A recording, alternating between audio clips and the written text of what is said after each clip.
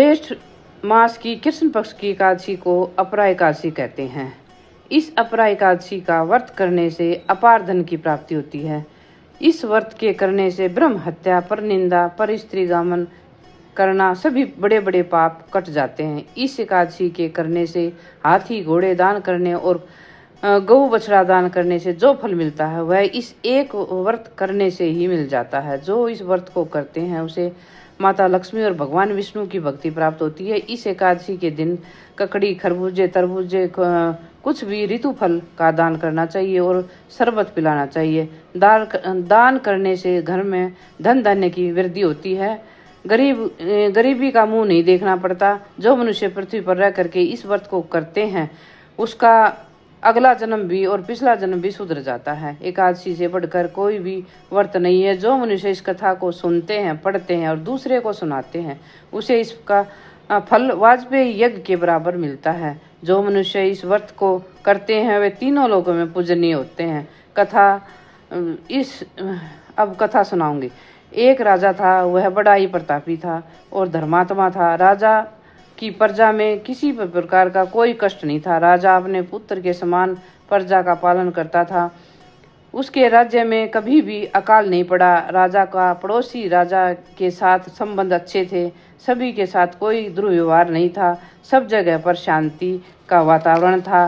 राजा ने एक दिन सपना आया कि उसके पितर नरक में पड़े हैं। यमराज उन्हें दंड दे रहे हैं। सभी पितरों को कोड़े मार मार करके उनसे हाथ जोड़ करके कहते हैं, राजा कुछ हम कहना चाहते हैं। राजा के पिता भी नरक में पड़े हैं। यह सपना देख करके राजा को रात को नींद भी नहीं आई। राजा जल्दी उठा, स्नान किया, भगवान की पूजा पाठ किया और राज दरबार में सभी को बुलाया और अपने सपने की सारी बात दरबार में बताई। तब राजा पुरोहितों ने कहा कि हमें ऋषि के पास जाना चाहिए और हमें सपने का उत्तर पूछना चाहिए, वो ही इसका उपाय बताएंगे। राजा अपने मंत्रियों को लेकर के मंगू ऋषि के पास आश्रम में पहुंचे। उन्होंने राजा को देखते ही पहचान लिया और राजा ने के बगैर पूछे उन्होंने कह दिया कि तुम्हारे जो भी पितर हैं वो नरक में पड़े हैं, उन्हें सदगति प्राप्त नहीं हुई। ऋषि ने कहा, राजा तुम्हारे पितरों पर एकादशी का दोष लगा हुआ है, इसलिए नरक भोग रहे हैं। आप मुझे विस्तार पूर्वक बताइए, मैं ऐसा क्या करूं जिससे वे पाप मुक्त हो जाएं और सदगति मिले। जिनका पुत्र अपने पितरों का उद्धार नहीं करता उसका जीवन धिक्कार है।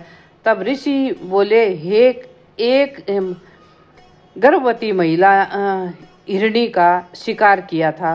वह पीड़ा का पाप का दोष लगा हुआ है। वे तड़पती रही, वह अपने बच्चे को दुलार भी नहीं कर पाई। हिरणी बड़ी तड़प करे मर गई और उसका बच्चा भी मर गया। उस दिन से जेठ मास की अचला एकादशी थी। इस हिरणी की खाल तुम्हारे महल में शोभा बढ़ा रही है। पहले उस हिरणी की खाल को पंचअग्नि में डाल करके जला दो, फिर उस राख को गंगा जी में बहा दो ताकि वह हिरणी पंचतत्वों में नील हो जाएगी। इसके बाद तुम जेठ मास की अचला एकादशी का व्रत रखो। इस व्रत के करने से भगवान के प्रति प्रीति प्राप्त होगी।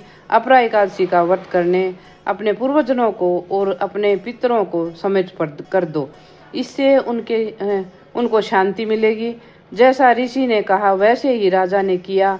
पहले हिरणी को पंच तत्व में जलाया और गंगा जी में डाल दिया।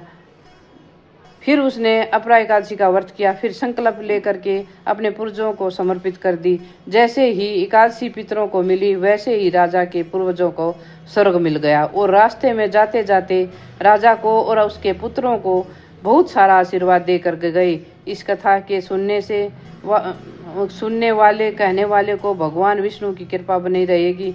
जय हो विष्णु भगवान की।